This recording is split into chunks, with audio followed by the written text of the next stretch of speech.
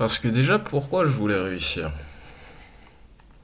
Qu'est-ce que c'est même réussir dans la conception de beaucoup de gens? Moi, la perspective que j'en ai par rapport au monde qui m'entoure, une observation du monde qui m'entoure et les choses qui ont été matraquées dans mon crâne par des années de formatage publicitaire, éducatif, tout un tas de choses. L'idée de réussir, c'est l'accession. Tu vois, c'est l'accession à une certaine forme de reconnaissance ou de statut social ou de situation financière. Quelque chose qui, entre guillemets, représenterait une sorte de... comme une ligne d'arrivée, tu vois. Comme un truc où, ça y est, une fois que tu l'as passé, t'as fini le jeu. Je pense que c'est la conception qu'ont beaucoup de gens de la réussite.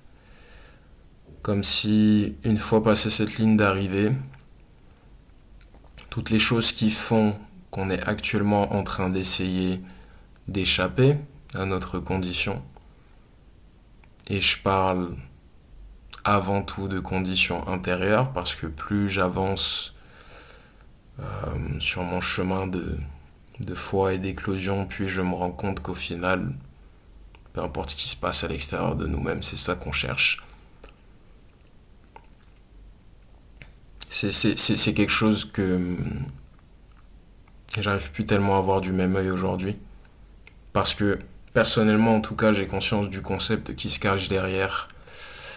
Et je vois et j'ai vu tellement de gens qui ont passé cette prétendue ligne d'arrivée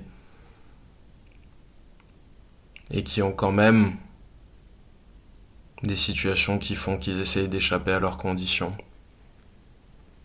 qui sont toujours dans des comportements qui trahissent une certaine peur du manque, une certaine dépendance aux choses qui viennent avec leur conception de la réussite.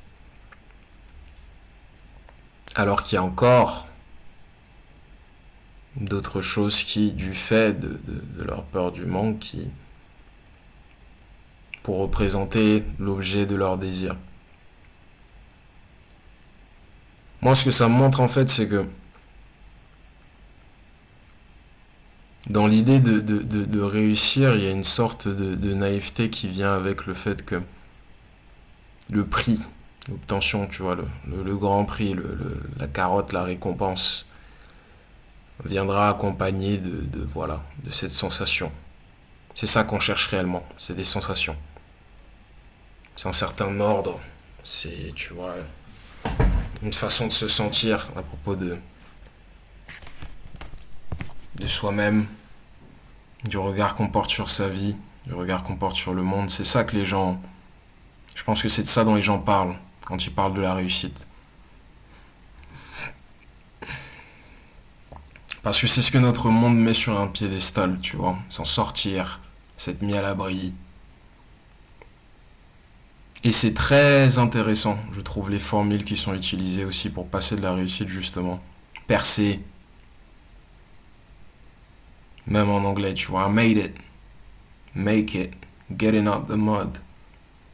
Ça, tout fait quoi la même chose. T'es pas satisfait de ta situation actuelle et tu veux t'en échapper, désespérément. Pourquoi est-ce que je me rends compte que ça résonne plus aujourd'hui? C'est que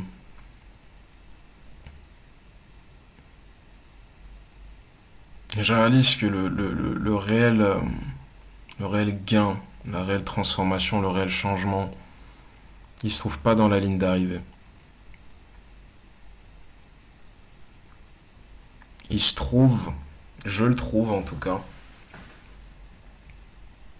dans les choses qui sont déjà là. Et dans la façon dont ma perspective de ces choses évolue. Si ma perspective de ces choses évolue, j'ai des interactions qui sont différentes avec ces choses. et mon monde change. Parce que je suis à la fois acteur et observateur. Et je suis pas concentré sur le résultat. Il n'y a plus rien, il n'y a absolument plus rien qui n'est une fin en soi. Parce que d'ici à ce que j'atteigne, entre guillemets, les objectifs que je pourrais avoir fixés ou non, je serai quelqu'un de différent. Et souvent, ce que j'ai remarqué dans cette quête, cette quête conceptuelle de la réussite, justement, c'est que combien de fois ça m'est arrivé, et combien de fois ça t'est arrivé aussi, si tu te reconnais dans ce que je dis, d'être persuadé, tu vois, tu veux quelque chose absolument, tu te bats presque bec et ongle pour l'obtenir, pour aller le chercher, tu vois, tu comptes pas tes heures, tu fais ci, tu fais ça. Et je dis pas que c'est un problème quand t'es inspiré, quand t'es motivé justement par le fait de donner vie à ta création, à ton idée, parce que en fait c'est juste un principe fondamental du plan physique sur lequel on se trouve. On a des idées, on veut leur donner vie, physiquement. On veut qu'il y ait quelque chose qui puisse physiquement représenter ou incarner cette idée. Et on veut un peu la même chose pour nous-mêmes. Mais combien de fois ça t'est arrivé de passer la ligne d'arrivée et de te sentir ah, c'est pas comme j'imaginais. Tiens, c'est pas ce à quoi je m'attendais. Tiens, je pensais que je me sentirais différemment. Tiens, je suis arrivé, mais je me sens toujours comme je me sentais avant.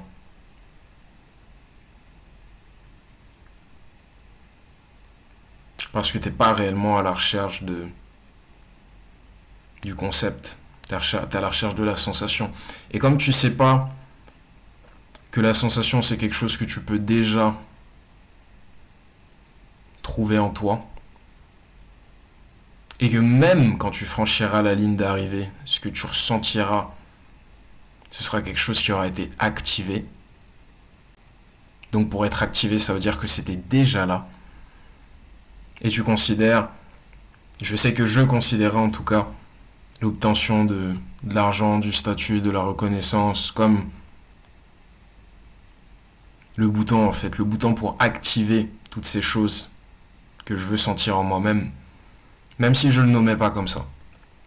Mes actions traduisaient. Mes actions traduisaient le fait que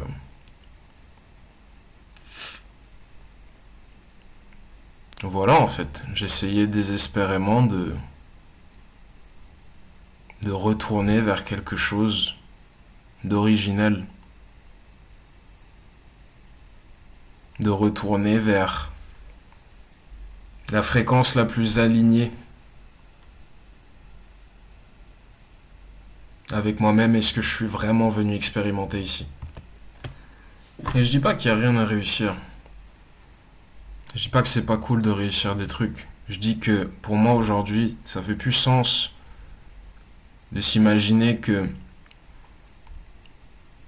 c'est ces petits moments, tu vois. Que ce sont ces petits moments de gratification, peu importe combien de temps ils durent. Des fois ils durent 2 semaines, des fois ils durent 2 jours, des fois ils durent 2 minutes. Ça résonne pas en fait aujourd'hui pour moi d'imaginer que c'est la quête constante et l'addition de ces petits moments qui va représenter quelque chose de stable et de pérenne quant à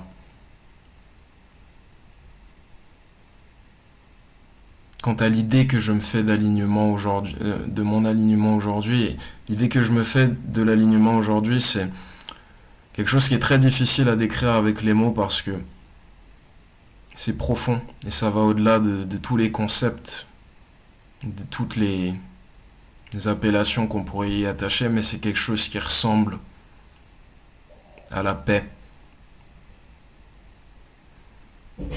C'est quelque chose qui ressemble à... Tu vois? Cette sensation de pouvoir respirer, de ne pas constamment être sur ses gardes, de ne pas constamment être dans la peur du manque, de ne pas constamment souffrir du fait que le monde ne soit pas comme j'imagine qu'il faudrait qu'il soit pour que je puisse me sentir en adéquation avec, parce qu'aujourd'hui je comprends que si c'est ce que je dis du monde extérieur, c'est aussi ce que je dis de mon monde interne. J'ai plus besoin que le monde extérieur change pour me sentir en paix. Et paradoxalement, peut-être que si on en était tous à ce point-là, probablement que si on en était tous à ce point-là, c'est ce qui changerait le monde extérieur. Parce qu'on prendrait pas les mêmes actions, les mêmes décisions, on se dirait pas les mêmes choses, on n'aurait pas la même façon de débattre.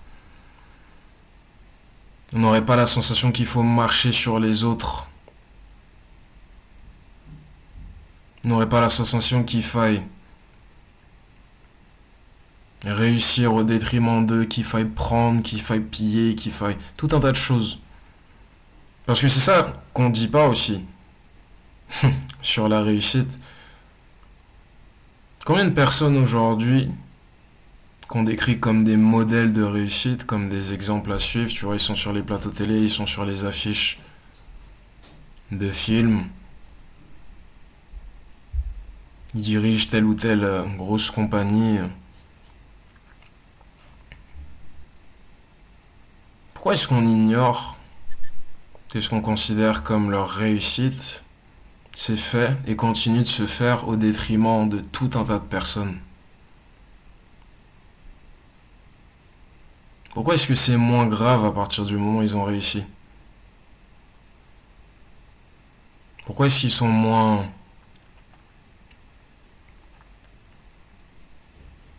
Ils sont presque intouchables dans l'inconscient collectif. Parce que tout le monde est tellement désespéré de leur ressembler d'une certaine manière, et tu le vois peut-être pas comme ça parce que tu imagines qu'il y a une sorte de ligne tracée entre le fait que tu condamnes leurs actions et le fait que ta réussite personnelle ressemble à beaucoup de la leur et que le modèle de société dans lequel on vit les a érigés en tant que modèle, mais presque en tant que modèle. C'est comme une carotte qui est censée être constamment maintenue devant nous. Tu vois. Et je pense que quand on réalise son propre pouvoir et qu'on réalise comment on parle vraiment avec l'univers, avec Dieu, avec peu importe le concept ou le nom que tu veux attacher à l'intelligence supérieure qui régit entre guillemets les règles du jeu.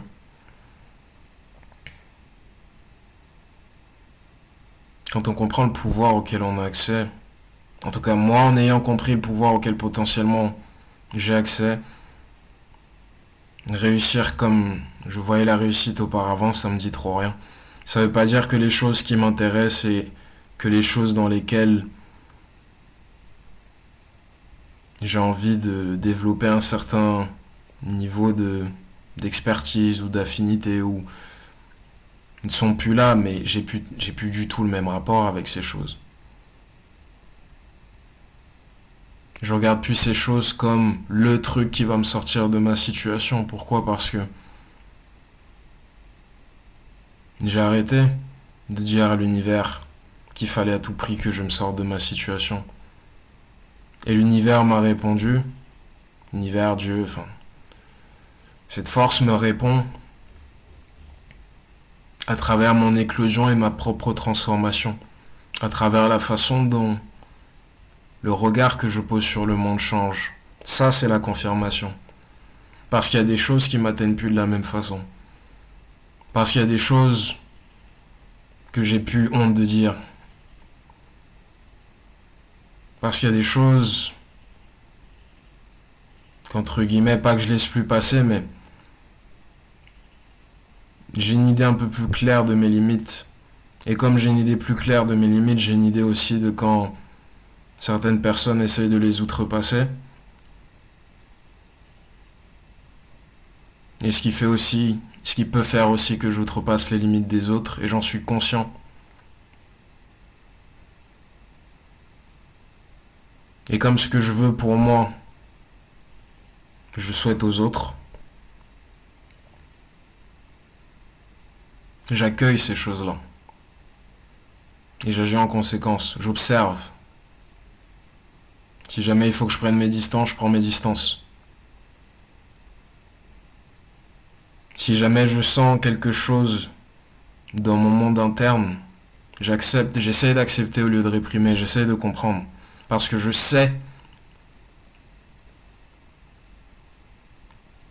qu'il y a une transformation à la clé. Et peut-être que c'est comme ça qu'on réussit réellement, entre guillemets. Peut-être que c'est comme ça qu'on change le monde. Peut-être que c'est comme ça qu'on arrive. Mais on doit se rappeler, justement, que la satisfaction qu'on ressent à ce moment-là, elle est temporaire. Et je pense qu'aujourd'hui, si je devais me définir une conception de la réussite, ce serait pas quelque chose de temporaire. Ce serait quelque chose de stable, de solide. Ça veut pas nécessairement dire que c'est quelque chose... Ça veut pas nécessairement dire que j'aurais pas de problème. Ou des choses qui sont perçues comme des problèmes. Que je serais pas triste. Que je devrais pas affronter des choses qui sont difficiles.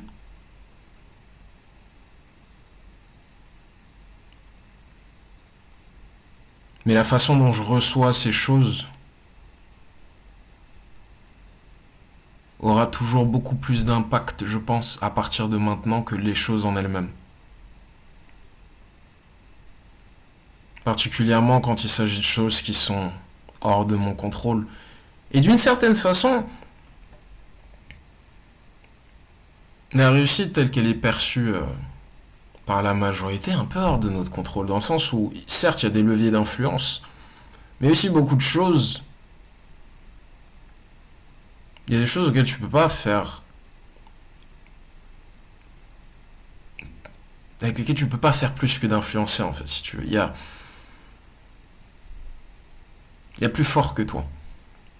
Il y a des notions qui sont plus fortes que toi. Le mouvement, la vérité, le changement, la destruction. En fait, il y a des choses qui t'attendent pas et qui ne t'attendront pas. Il y a des choses qui ne se soucient pas de depuis combien de temps tu es en train de peaufiner ton truc ou depuis combien de temps tu es en chemin. Des fois, il y a des choses qui se passent.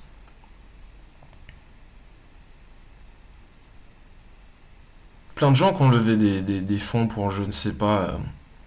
J'ai lu ce matin qu'il y avait des entreprises qui avaient levé pour genre 600 millions de subventions, des trucs du genre, c'est énorme, qui avaient mis un truc sur pied, qui sont en dépôt de bilan aujourd'hui. Tu te rends compte, 600 millions est en dépôt de bilan. Ça arrive. Pourquoi ça arrive? Parce qu'il y a des choses, pour les concepts dont je viens de te parler, le mouvement, la vérité, le changement, 600 millions, c'est que dalle. Ça représente rien, ça représente rien.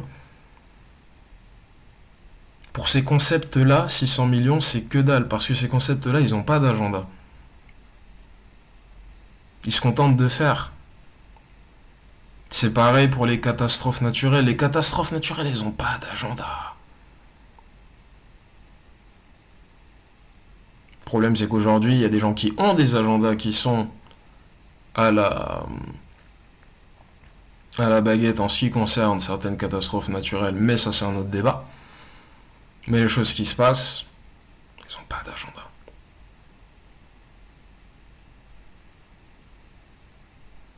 Il y a nous, notre perception limitée, aussi parce que toutes les choses dont on est en train de discuter, il y a certaines personnes qui se sont arrangées pour qu'il y ait une partie et la majeure partie de la population qui soit dans l'ignorance à propos de la puissance de l'intelligence qui régit tout ce qui est en nous et autour de nous et la simplicité avec laquelle on peut y accéder. Et à quel point c'est une expérience de libération, de transformation, de lâcher prise, de gratitude, de tout un tas de notions en fait qu'on essaie d'intégrer à nos quotidiens comme si elles faisaient pas déjà partie de nous-mêmes.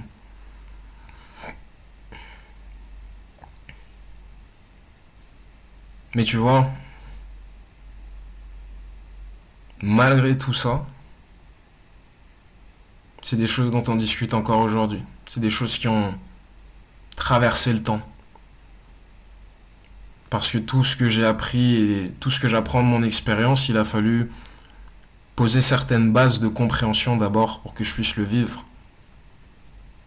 Et ça, c'est grâce aux témoignages de dizaines de milliers de personnes qui ont soit vécu la même chose, soit trouvé des moyens pour préserver et transmettre ces choses. Et ça ressort aujourd'hui. Et probablement que si tu tombes sur ma vidéo et que tu as regardé jusqu'à maintenant, tu comprends de quoi je parle. Et si tu comprends pas de quoi je parle, peut-être que tu le comprendras, peut-être que... Et je dis pas ça pour me placer en tant que je sais pas quoi, sachant ou quoi que ce soit, je suis qui je suis. Et je sais ce que je sais. Et je vis ce que je vis. Et je le partage. Il n'y a rien de plus que ça. J'aimais pendant... Il y a un long moment de ma vie où j'aimais me faire croire que j'étais spécial, que j'étais différent et que c'était un moyen aussi pour moi de faire avec le mal-être que je ressentais parce que je me disais que si je sais des choses que les autres ne savent pas, moi j'ai pas vraiment besoin de me sentir comme je me sens au quotidien. Je suis meilleur qu'eux, je sais plus de choses qu'eux, je sais faire plus de choses qu'eux, je sais une sorte de compétitivité presque inutile.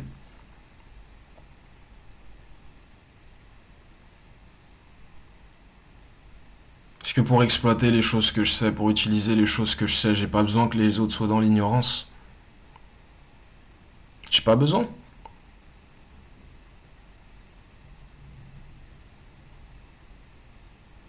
Donc ça venait encore une fois d'une forme de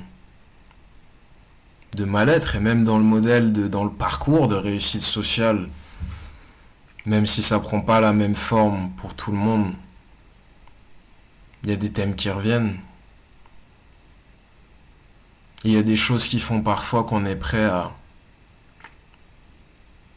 ignorer, dans le cas de certaines personnes, sacrifier.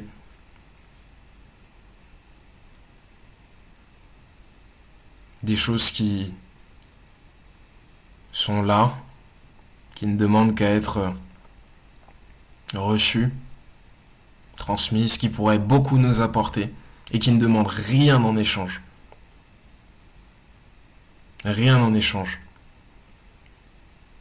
Parce que dans ce processus d'acceptation, tu te rends compte qu'il n'y a pas d'effort à faire pour la transformation en fait. Il n'y a pas d'effort à faire dans le sens où la transformation se produit d'elle-même. Le changement est plus fort que toi. La vérité est plus forte que toi. Le changement est plus fort que toi. Le mouvement est plus fort que toi. Et quand je dis qu'il n'y a pas d'effort, ça ne veut pas dire qu'on fait rien. Ça veut dire que c'est quelque chose qui se passe à travers nous.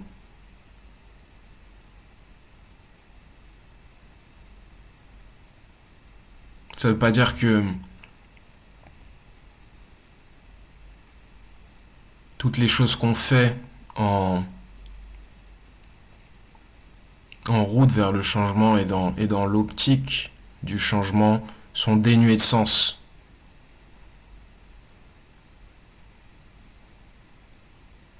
Ça veut simplement dire qu'on n'est pas toujours, et peut-être que d'ici 2 mois je ne dirai pas du tout, aux manettes quand on avance avec la foi. Et on fait la paix avec. Moi j'essaye de faire la paix avec. Ça m'apporte beaucoup de paix aussi parce que maintenant quand des choses se passent, il n'y a plus tellement d'interprétations qui y sont attachées. Et ça me permet de fonctionner avec beaucoup plus de recul, beaucoup plus de calme. Ça me permet d'observer.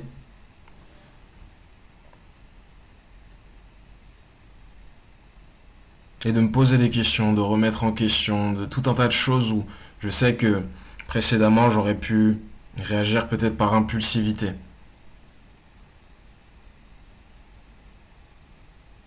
J'aurais pu m'imaginer que les gens avaient les intentions qu'ils avaient. Maintenant, j'essaie de constater. Je m'entraîne aussi à faire confiance, grâce à ça, à mon jugement. Si je constate un truc et que la vérité montre le contraire, je me dis ok. Peut-être que mon jugement était influencé par tout un tas de paramètres qui, j'ai même pas envie de dire, ne servent pas à mon intérêt parce que d'une certaine façon, on pourrait dire que tout sert ton intérêt.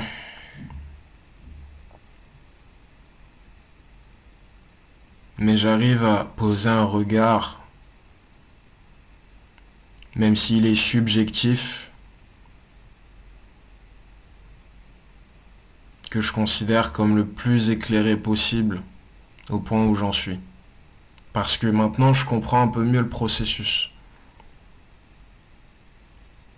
Il y a énormément de choses qui m'ont apporté des transformations profondes et de la croissance, un approfondissement de mes relations que j'aurais jamais pu écrire, que j'aurais jamais pu deviner que c'était ces choses-là qui allaient faire que j'en sois où j'en suis aujourd'hui.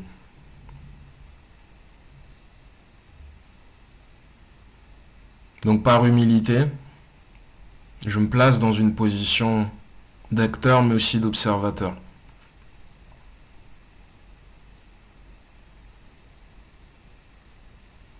Et de cette position-là, la réussite, je saurais pas te dire à quoi ça ressemble.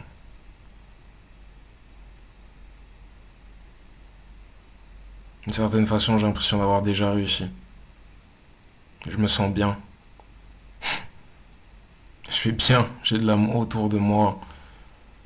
J'ai un toit, j'ai des ambitions, j'ai des idées, j'ai de l'énergie. Et quand je dis ambition, c'est des choses que je veux expérimenter pour ce qu'elles sont.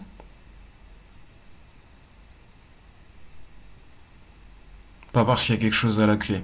Et s'il y a quelque chose à la clé, je le recevrai avec énormément de gratitude. Mais s'il n'y a rien, ou s'il n'y a pas ce que j'imagine que cette expérience va me procurer, c'est pas grave. Et ça, c'est un système que je pense que je vais pouvoir conserver tout au long de ma vie.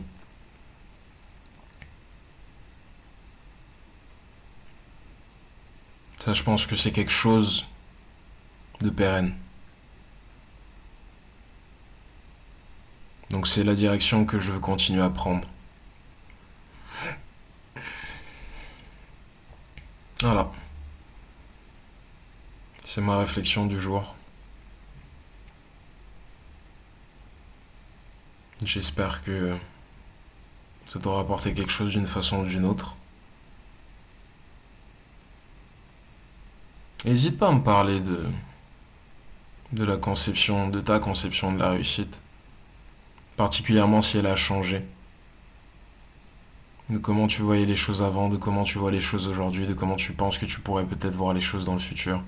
Même si le futur, hein, c'est pareil, c'est un concept, mais échangeons.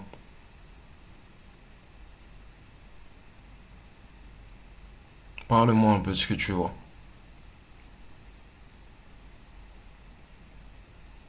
Prends soin de toi, prenez soin de vous, on avance.